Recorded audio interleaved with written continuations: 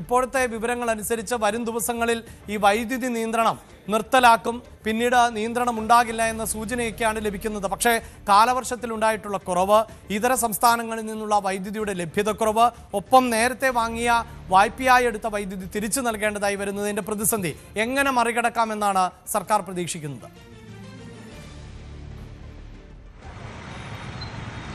Monsoon എത്തിയിട്ടും monsoon മഴയുടെ ലഭ്യതയിലുണ്ടായ കുറവാണ് സംസ്ഥാനത്തെ ജലവൈദ്യുത പദ്ധതികളെ കൂടുതലായി ആശ്രയിക്കുന്ന ഡാമുകളിൽ ജലനിരപ്പ് ഗണ്യമായി കുറയുന്ന തരത്തിലേക്ക് കാര്യങ്ങൾ എത്തിച്ചത്. ഔദ്യോഗിക കണക്കുകൾ പ്രകാരം കഴിഞ്ഞ വർഷം ഇതേ സമയം 47% ജലം ഉണ്ടായിരുന്ന സ്ഥാനത്ത് ഇപ്പോൾ 21% മാത്രമാണ് ഡാമുകളിൽ ബാക്കിയാകുന്നത്. അതായത് ഏതാണ്ട് പകുതിയോളം മഴയുടെ ലഭ്യതയിലുണ്ടായിരിക്കുന്ന കുറവാണ് ജലവൈദ്യുത പദ്ധതികൾക്ക് വലിയൊരു പ്രതിസന്ധിയായി മാറിയത്. അവിടെയാണ് ഈ വൈദ്യുതി നിയന്ത്രണം ജൂൺ 30 വരെ തുടരുന്ന തരത്തിലേക്ക് നിർബന്ധിതമായ സാഹചര്യത്തിലേക്ക് വൈകുന്നേരം 6 മണിക്കും രാത്രി 12 മണിക്കും ഇടയിലുള്ള സമയത്ത് 15 മുതൽ അരമണിക്കൂർ വരെ സമയം വൈദ്യുതി നിയന്ത്രണം ഏർപ്പെടുത്തുന്ന തരത്തിലേക്ക് കാര്യങ്ങൾ എത്തിച്ചത്. ആ പ്രതിസന്ധികൾ മറികടക്കുന്നതിന് വേണ്ടിയുള്ള അടിയന്തരമായ കൂടിയാലോചനകൾ വൈദ്യുതി ബോർഡിൻ്റെ ഭാഗത്തു നിന്ന് നടന്നുകൊണ്ടിരിക്കുകയാണ്. പക്ഷേ നമുക്ക് നിലവിൽ ലഭ്യമാകുന്ന വിവരങ്ങൾ അനുസരിച്ച് മാർച്ച് ഏപ്രിൽ മാസങ്ങളിൽ വടക്കേന്ത്യൻ സംസ്ഥാനങ്ങളിൽ നിന്ന് കേരളം കടമെടുത്ത വൈദ്യുതി ജൂൺ മാസം ഈ കഴിഞ്ഞ മാസം 15-ാം തീയതി മുതലായിരുന്നു തിരിച്ചു കൊടുക്കുമെന്ന് കരാർ ഒപ്പിട്ടത്. ആ കരാർ അനുസരിച്ച് ഓരോ ദിവസവും 400 മുതൽ 600 മെഗാവാട്ട് വൈദ്യുതി വരെ ആ സംസ്ഥാനങ്ങൾക്ക് കടം തിരിച്ചു കൊടുക്കേണ്ടതുണ്ട്. സ്വാപ്പ് കരാർ പ്രകാരമാണ് അത്തരത്തിലൊരു ധാരണയിലേക്ക് എത്തിയത്.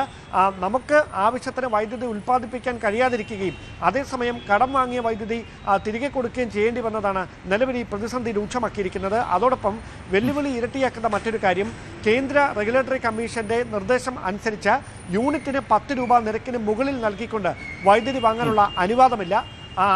സംസ്ഥാനം അതിന് സന്നദ്ധമാണ് എങ്കിലും അതിന് ഈ കേന്ദ്രത്തിൻ്റെ തീരുമാനം ഒരു വെല്ലുവിളിയായി നിൽക്കുന്ന സാഹചര്യമുണ്ട്.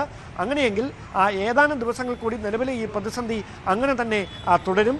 അതോടൊപ്പം പ്രതിദിനം ഏതാണ്ട് 900 മെഗാവാട്ട് വൈദ്യുതിയുടെ കുറവ് ഉൽപ്പാദനത്തിൽ ഉണ്ടാകുന്നു എന്നാണ് ലഭിക്കുന്ന സൂചനകൾ. അത് മറികടക്കുന്നതിന് ബദൽ മാർഗങ്ങൾ വൈദ്യുതി വകുപ്പ് ആലോചിച്ചുകൊണ്ടിരിക്കുകയാണ്. അതുമായി ബന്ധപ്പെട്ട് കുറഞ്ഞ നിരക്കിൽ കൂടുതൽ വൈദ്യുതി മറ്റ് സ്ഥലങ്ങളിൽ കടമെടുക്കാനുള്ള സാധ്യത എത്രത്തോളം ഉണ്ട് എന്നതടക്കമുള്ള കാര്യങ്ങൾ വിശദമായി പരിശോധിക്കുന്നുണ്ട്. ദീർഘകാല കരാറിൽ ഏർപ്പെടുന്നതിന് പകരം ഹ്രസ്വകാല കരാറിൽ ഏർപ്പെട്ടുകൊണ്ട് സംസ്ഥാനം ഇപ്പോൾ നേരിട്ടുകൊണ്ടിരിക്കുന്ന ഈ ഗുരുതരമായ വൈദ്യുതി പ്രതിസന്ധി മറികടക്കാനുള്ള ചർച്ചകളാണ് പുരോഗമിച്ചുകൊണ്ടിരിക്കുന്നത്.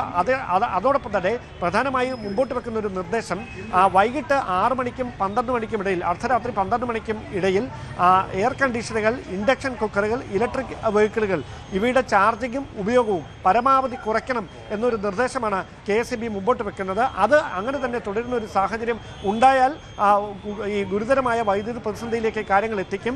അത് നേരിടാൻ ബദൽ മാർഗങ്ങൾ ആലോചിക്കുകയാണ്. അതോടൊപ്പം പൊതുജനങ്ങളുടെ സഹകരണം കൂടി ഉറപ്പുവരുത്തിയാൽ മാത്രമേ നിലവിലുള്ള ഈ പ്രതിസന്ധി മറികടക്കാനാവുകയുള്ളൂ എന്ന നിലപാടിലാണ് വൈദ്യുതി വകുപ്പ്. യെസ്, അതാണ്. എന്തായാലും വൈദ്യുതി പ്രതിസന്ധി എന്നതൊരു യാഥാർത്ഥ്യമായി നിലനിൽക്കുന്നു. ഇന്ന് റെഗുലേറ്ററി കമ്മീഷൻ ഇത് സംബന്ധിച്ചൊരു തീരുമാനം കൈക്കൊള്ളും എന്നാണ്, അതായത് KSEB ആവശ്യപ്പെട്ടിട്ടുള്ളത് ഹ്രസ്വകാല കരാറുകളുടെ അടിസ്ഥാനത്തിൽ വൈദ്യുതി പുറത്തു നിന്ന് വാങ്ങണം എന്നുള്ളത് തന്നെയാണ്. അതിന് അനുമതി നൽകും എന്ന സൂചനകൾ ആണ് ഇപ്പോൾ പുറത്തു വന്നുകൊണ്ടിരിക്കുന്നത്. കൂടുതൽ വാർത്തകൾക്ക് News 18 Keralam YouTube channel subscribe ചെയ്യുക.